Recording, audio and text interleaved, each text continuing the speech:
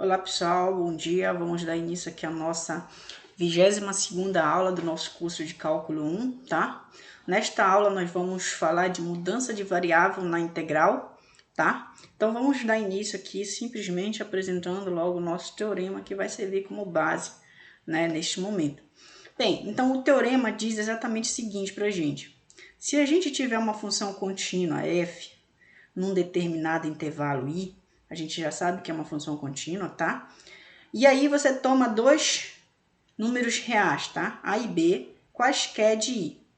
Perfeito? Dois números reais qualquer de i. E você toma uma função g, definida num outro intervalo, né? CD, que leva em i, tá? Com a derivada da função da g', né? Contínua, com g contínua em CD. Contínua nesse intervalo. Tal que você precisa supor ainda que o G de C seja A e o G de D seja B, tá? Então, observe, você teria um intervalo I aqui, né? A tua função f vai estar definida nesse intervalo I, tá? E aí você vai definir uma outra função, né? Uma outra função, no caso é G, que vai ser uma função que vai pegar dois números reais, né? Vai estar definida no intervalo, por exemplo, CD, e essa função aqui vai levar aqui em I, tá? Só que com uma condição, né? Que o C leva em A e o D leva em B, tá? O G de C, né? A G leva o C em A e o G leva a D em B, tá? Nestas condições, pessoal, a integral de A até B de f de x dx é a integral de C a D de f aplicada em G de U, G' de U, du, tá? Então, observe o que aconteceu aqui, pessoal. Aqui, a gente estava com uma função que dependia de x, tá? Uma integral em x. Aqui, a gente ficou com uma integral em U. Então, meio que a gente mudou a variável de x para U, usando essa regra aqui, né? É a f aplicada em U, G de U, G' de U, du. Certo? Perfeito, pessoal. Então, como é que eu vou... No início, assim, pode até não fazer muito sentido, mas já vai fazer. Como é que eu vou provar esse teorema? Para mim provar esse teorema, pessoal, eu vou estudar essa integral, tá? Essa daqui, uma vez que a função f é contínua, então vai existir uma primitiva para ela, tá? Eu vou estudar essa integral e essa integral. Eu vou provar que o valor que essa integral assume é exatamente o valor que essa integral assume. Perfeito? E aí, provando que é o mesmo valor, então elas são iguais. Então, para mim estudar a integral de a até b de f de x dx, eu vou tomar como... Eu vou considerar, né? Eu vou observar que a função f é contínua no intervalo i, tá? Por hipótese, tá aqui, ó. F é contínua no intervalo i. Então, o que significa que ela ser contínua nesse intervalo, pessoal? Significa que ela admite uma primitiva, né? Que eu vou chamar de f grande nesse intervalo. Assim, pelo teorema fundamental do cálculo, né, podemos dizer que, aqui o que está o teorema fundamental do cálculo, tá? Que a integral de a até b de f de x dx é f de b menos o f de a. Perfeito? Perfeito. Então, ó, f aplicado em b menos f de a é o valor que a integral da integral f de x dx. Ok. Vamos tentar caminhar agora para essa outra integral aqui da direita, tá? Então, observe o seguinte, para mim, inicialmente, eu vou observar que essa função aqui, ó, que eu vou chamar de h de u, quem é h de u? É a primitiva f aplicada em g de u, onde u é qualquer ponto nesse intervalo aqui que vai de C a D, tá? Eu vou observar que essa função aqui, pessoal, ela é uma primitiva para essa aqui, ó. E quem é essa função aqui, ó? Essa função é exatamente a função que aparece bem aqui, ó. F aplicado em G de U, G' de U, tá? Então, inicialmente, pessoal, eu vou observar que a primitiva dessa função, para mim calcular essa integral aqui, eu não tenho que calcular uma primitiva dela? Perfeito, eu estou afirmando para você que a primitiva dessa função aqui é a própria f grande aplicada em G de U. Para me provar isso, o que eu tenho que fazer? Eu tenho que derivar essa função aqui, né, h' de U, e chegar aqui, né? A primitiva, né, uma função que quando você deriva volta para a função. Perfeito. Então, observe. Quando eu derivo, de fato, poxa, quando eu derivo a h' de U, quando eu faço a h' de U, isso daqui vai ser o quê? A f aplicada em G de U, linha, tá? A h de U é exatamente essa função. Então, isso aqui é f aplicada em G de U, linha. Ok. Feito isso, observe que aqui você tem uma composta, né? É uma função f grande aplicada em uma outra função g. Então, como é que a gente usa a derivada da composta? É a derivada da função f grande, né? Aplicada na G de U. Então, aqui eu estou derivando a f, só que ela ainda continua aplicada na G de U, vezes a derivada lá de dentro, que é a derivada da G, linha de U. Perfeito. Então, chegamos aqui. Observe que eu quero chegar aqui. Aí eu vou usar qual fato, pessoal? Eu vou usar o fato de que a f grande é uma primitiva da função f. Então, o que significa isso, pessoal? Que a derivada da função f grande é a f pequena. Então, eu posso trocar aqui a derivada da f grande simplesmente com a f aplicada em G de U. Certo? Simplesmente com a f. Então, aqui eu usei esse fato para me chegar aqui. Então, observe que a derivada dessa função aqui deu essa daqui. Então, podemos sim afirmar que essa função aqui é uma primitiva dessa. Perfeito? Essa função aqui é uma primitiva de f aplicada em G de U, G' de U. Perfeito. Uma vez provado isso, o que a gente vai conseguir entender então? Que essa integral aqui, de acordo com a gente viu no Teorema Fundamental do Cálculo, não é uma primitiva, né? É simplesmente a primitiva feita a diferença da primitiva aplicada em D menos ela aplicada em C, né, nesse caso. Então, a integral de C a D dessa função, uma vez que a primitiva é essa função aqui, f aplicada em G de U, então vai ser simplesmente, né, essa primitiva, a diferença dessa primitiva aplicada nos extremos. Perfeito? E isso daqui vai ser, ó, observe que é o U que está variando, tá? Então, é f aplicado em G de D, né, que é quando o U for D, menos o f aplicado em G de C, que é quando o U for C, tá? Perfeito. Então, temos essa diferença aqui. E aí a gente lembra novamente que, por hipótese, quem é G de D, pessoal? É aí que vem claramente o objetivo de pedir na enunciado do teorema que o G de C seja A e o G de D seja B. Por isso que a gente pede que seja satisfeitas essas condições. Perfeito? Então, observe. Uma vez que, por hipótese, o G de D é B e o G de C é A, então, ó, aqui no lugar do G de D, eu vou colocar quem, pessoal? O B. E no lugar do G de C, eu vou colocar quem? O A. E aí, ó, observe que o que a gente acabou mostrando, pessoal?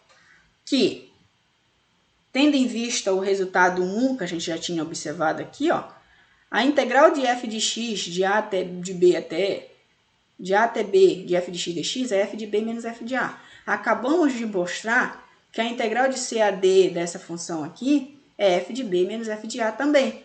Então, em vista disso, né, o que a gente conclui? Essa integral aqui, né, é f de B menos f de A, só que por 1 lá, né, isso daqui é a integral de A até B de f de x dx, de onde a gente mostra a igualdade que a gente queria desta forma. Observe. Perfeito? Então, pessoal, vamos agora entender melhor como realmente é aplicada essa mudança de variável, tá? Um procedimento prático. A gente já sabe que a gente pode mudar a integral, né? Simplesmente fazendo isso. Mas como realmente acontece na prática, né? Então, na prática, a gente vai ter uma integral de A até B de f de x dx. Então, para mim mudar a variável, o que eu vou fazer? Eu quero trocar de x para u. Então, eu vou fazer x igual a g de u, certo? Eu vou fazer x igual a uma função g de u. Perfeito. Se eu chamei x de g de u, isso vai implicar o quê? Que a derivada em x vai ser a derivada de g de u em u, certo? Então, dx, que é a derivada de x, vai ser igual a g' de u, a derivada de g de u, em u. Vai ser g' de u du. Perfeito. E aí faz a mudança dos limites de integração, né? Aqui no caso. Então, quando x é A, quanto vai ser o U? O U vai ser C, tá? Eu só estou dizendo, no x igual a A, o U vai se tornar uma outra constante. Essa outra constante vai ser C. Mas a gente precisa pedir que o g de C seja A, certo? De acordo com o que a gente viu lá em cima. E quando x for B, o U vai ser uma outra constante igual a B. E é onde a gente pede que o g de D seja B. Perfeito? Então, o procedimento vai ser isso. Você vai fazer x igual a g de u. Logo, dx vai ser g' de u du. Quando x for A, o u é C. Quando x é B, o u é D. Né? Onde acontece isso. E aí você faz a mudança de variável. Ó, a integral de f de x dx, então, vai ser a integral, no lugar do x igual a A, eu coloco C. No lugar do x igual a B, eu coloco D. Integral de C a D, da f, no lugar do x, quem foi que eu chamei de x? G de u. Então, vai ficar f aplicado em g de u. E no lugar do dx, vai ficar quem? G' de u du. G' de u du. Perfeito? Então, é dessa forma que a gente vai fazer a mudança de variável. E aí a gente vai ter exatamente aquela relação lá acima que a gente já viu que é verdade. Então, vamos entender melhor que com o exemplo. Com o exemplo, a gente fica tudo mais claro, né? Então, vamos lá. Observe. Queremos calcular a integral de 0 a 1 de x menos 1 elevado a 10 dx. Perfeito. Então, quem é que a gente ia fazer u aí? Vai chamar de u. A gente ia chamar simplesmente, né, x menos 1 de u. Tá? X menos 1 de u. Logo, o x seria u mais 1, né? Essa função aqui, u mais 1, é que estaria fazendo o papel daquele g de u, né? G de u igual a u mais 1, tá? É quando você isola o x e aí você tem uma função em função de u. Perfeito? Perfeito. Então, essa é a nossa primeira parte. Chamei x menos 1 de u, logo x é igual a u mais 1. Segundo passo, deriva x em função de x, deriva u mais 1 em função de u, né? Então, se x é u mais 1, implica que dx vai ser u' mais 1', né? Du. Esse aqui está fazendo g' de u, né? Perfeito? U mais 1' du. Só que a derivada de u é 1 e a derivada de 1 é 0, né? Então, vai ficar simplesmente 1 du. Perfeito? Então, dx é igual a du. Agora, troca os extremos, tá? Ó, quando x for 0, nesse caso aqui, ó, x igual a 0, então o u vai ser quanto? Aí você observa aqui, ó. Se o x é 0, então aqui vai ficar 0 menos 1. Então, o u vai ser menos 1.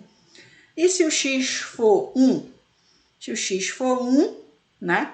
Então, quanto é que vale o u? Se o x é 1, ó, vai ficar 1 menos 1, que dá 0. Certo? Então, o u é 0.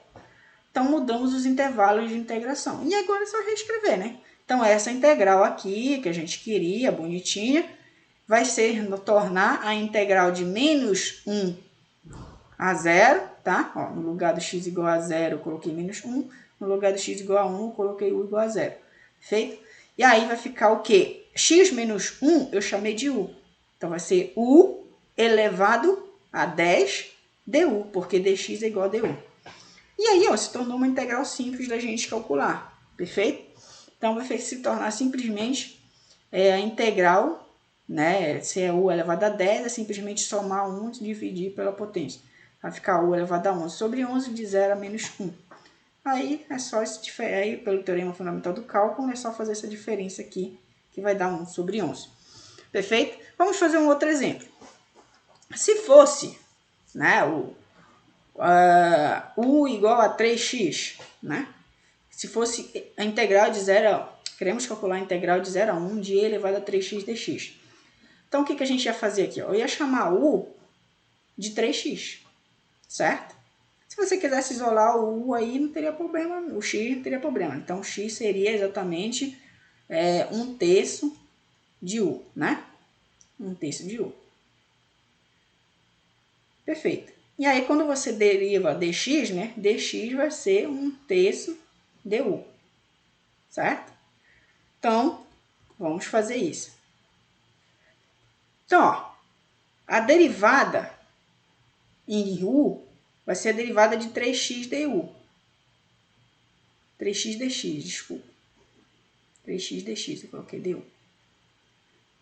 Tá? Porque a derivada de 3x é 3. Então, du é 3x' dx, tá?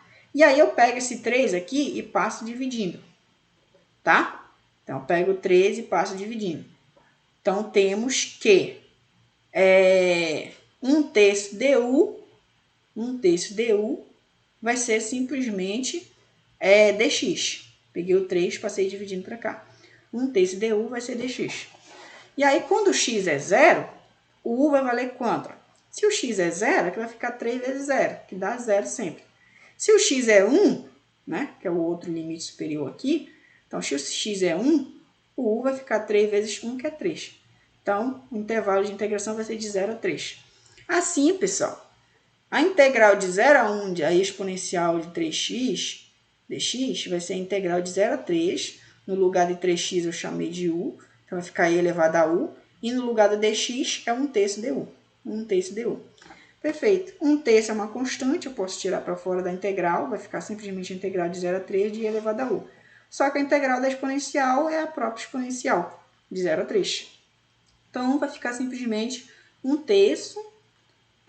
Aí aqui fica a questão do teorema fundamental do cálculo, né? Que é i elevado a 3 menos d elevado a 0. Fiz a diferença aqui. E elevado a 0 é 1, e onde concluímos o resultado. Perfeito? Ok. Agora, pessoal, imagina que a gente queira calcular essa integral aqui. Integral de 0 a 1 de x dividido por x ao quadrado mais 1 dx. Perfeito. Então, o que eu vou fazer aqui, pessoal? Eu vou chamar u de x ao quadrado mais 1, tá? Logo, vocês já observaram, conseguiram observar aí, que não necessariamente eu preciso isolar o x para depois calcular o dx, né? Eu posso calcular logo o du, calculo aqui o dx, depois eu vejo o que eu faço, certo? Então, observe, a derivada du vai ser a derivada de x ao quadrado mais 1 dx, tá? Só que a derivada de x ao quadrado mais 1 dá o quê, pessoal? Dá 2x, né? Então, du vai ser 2x dx, certo? 2x dx. Perfeito. Aí, observe o seguinte, ó, observe que aqui eu tenho x, essa parcela aqui, ó, x dx. Então, eu poderia deixar x dx aqui, ó, para mim trocar por o que sobrar em função de u. Então, eu pego esse 2 aqui e passo dividindo. Então, vai ficar 1 sobre 2 du vai ser igual a x dx. Perfeito?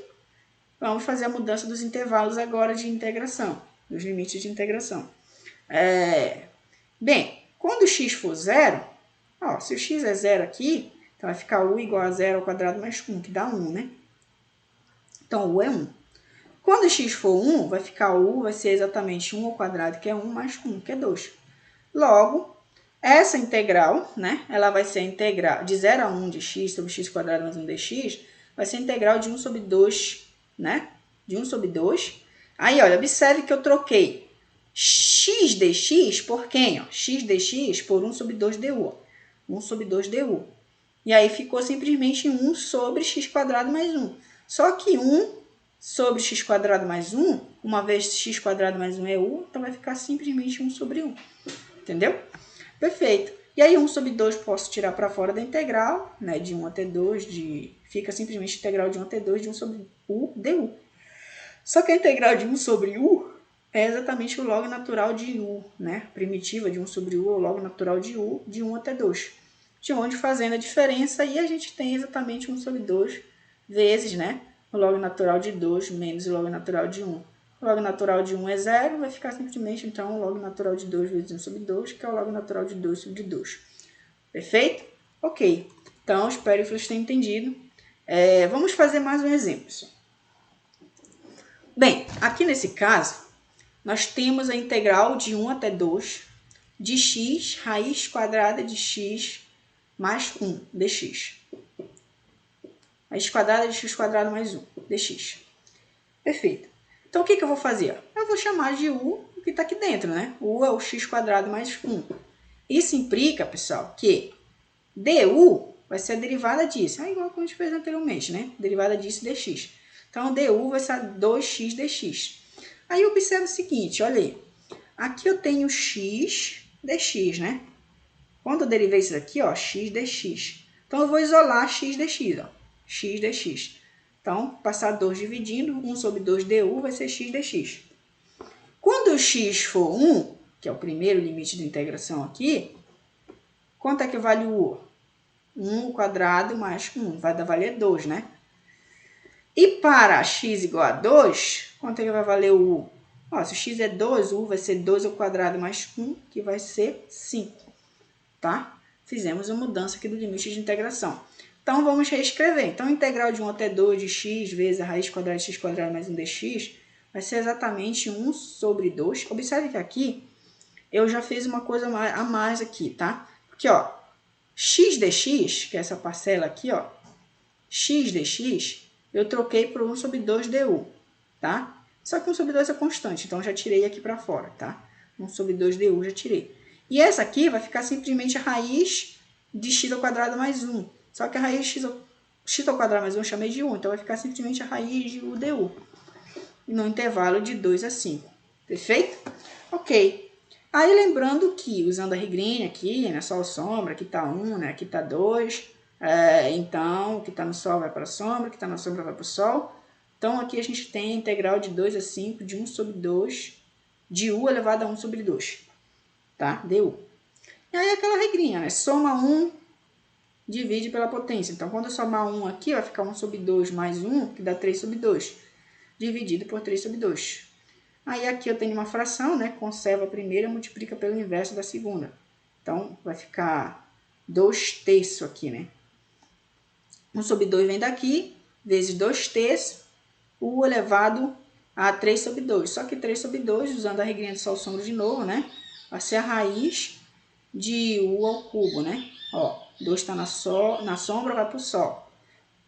O 3 está no sol, vem aqui para a sombra. Então, posso escrever assim. Perfeito? Ok. Logo, isso daqui variando no intervalo de 2 a 5. Ainda lembrando que a gente ainda pode simplificar esse 2 com esse 2. Ficar simplesmente 1 terço da raiz quadrada de u. Raiz quadrada de u. E observe que esse u ao cubo aqui, eu posso escrever como se fosse u ao quadrado vezes u.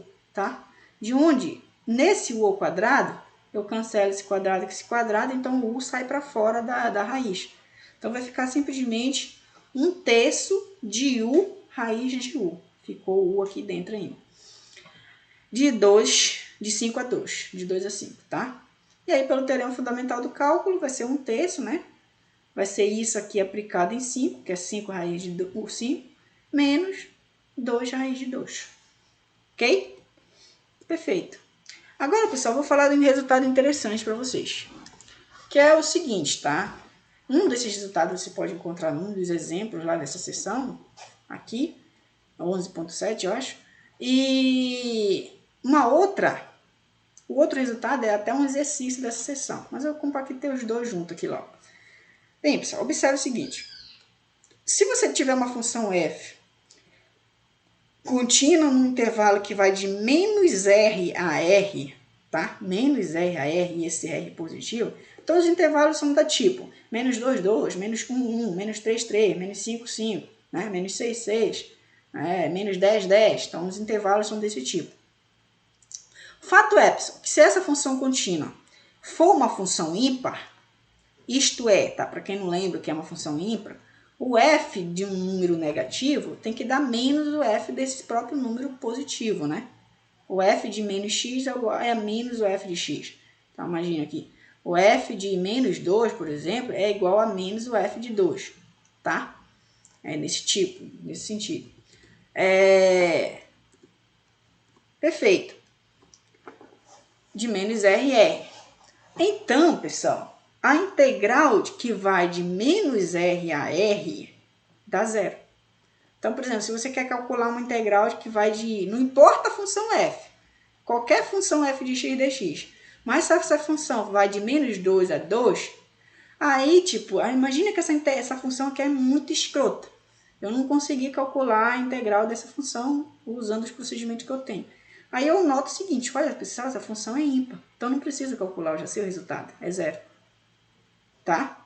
Não precisaria calcular. Só usando esse resultado é zero. Agora, pessoal, vocês poderiam me perguntar, e se essa função for par? Ou seja, quando que uma função é par? É quando o f de menos x for igual a f de x, tá? Nesse intervalo de menos r a r. Então, pessoal, nesse caso, você vai ter que vai valer essa igualdade aqui, ó. A integral de menos r até zero, você está uma coisa assim, né? Está aqui o zero, aqui está o menos r e aqui está o r. Então, a propriedade é a seguinte, que a integral de aqui até aqui é a mesma coisa da integral de 0 a r. Então, a integral de menos r a r, de menos 0 a 0 de f de x, é a integral de 0 a r de f de x dx. E sendo igual, né, quando você calcular a integral no intervalo todo, então você pode dizer que essa integral de menos r a r, agora já está no intervalo todo, pode ser duas vezes a integral de 0 a r, ou simplesmente duas vezes a integral de menos r a 0, tá? Então, você pode usar essa propriedade, perfeito? Então, em vez de você calcular de menos r a r, você calcula de 0 a r, que é até mais fácil, porque quando você faz a diferença lá, sempre o f de 0, muitas das vezes, já gera um monte de coisa. E aí, uma interpretação geométrica disso, pessoal, você poderia pensar assim, o que seria uma função ímpar? Né? Olha, quando você pega o f de x, é menos o f de menos x. Então, aqui está o x positivo, aqui está o menos x, né? Então, o que significa isso? Que aqui ela assume valores, por exemplo, positivos para cá negativos, ou vice-versa, aqui positivo para cá negativos. A função f de x igual a x ao cubo é uma função ímpar, tá? Por quê? Por exemplo, o f de menos x é o quê? Menos x ao cubo, certo? Só que menos x ao cubo, eu poderia dizer que é menos x ao cubo, tá? É menos x ao cubo. Só que x ao cubo é o próprio f de x, então vai ficar menos f de x. Então, a função x ao cubo é uma função, né, ímpar, que ela satisfaz essa propriedade. Já a função, essa aqui, outra função aqui é a função x ao quadrado.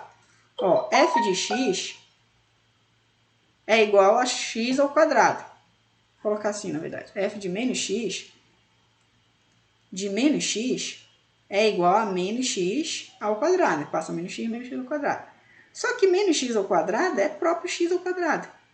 Né? É o x ao quadrado. Só que x ao quadrado é o f de x. Então, f de menos x é igual a f de x. Então, a função x ao quadrado é uma função par. E a função x ao cubo é uma função ímpar. Então, geometricamente, a gente pode entender melhor essa propriedade.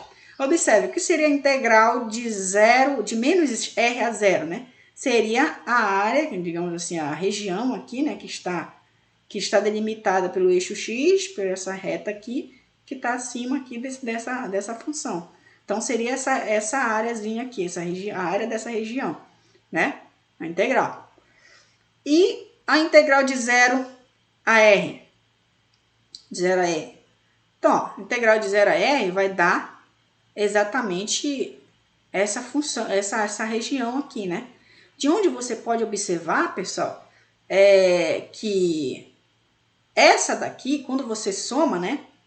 Quando você soma a questão da área, não sei se vocês viram lá a seção que eu indiquei para vocês, mas isso daqui significa a área da região que está abaixo da função e está acima. Quando essa região está para baixo, a gente sabe que a área é negativa, então meio que essa área aqui é menos o valor que você obter aqui, né?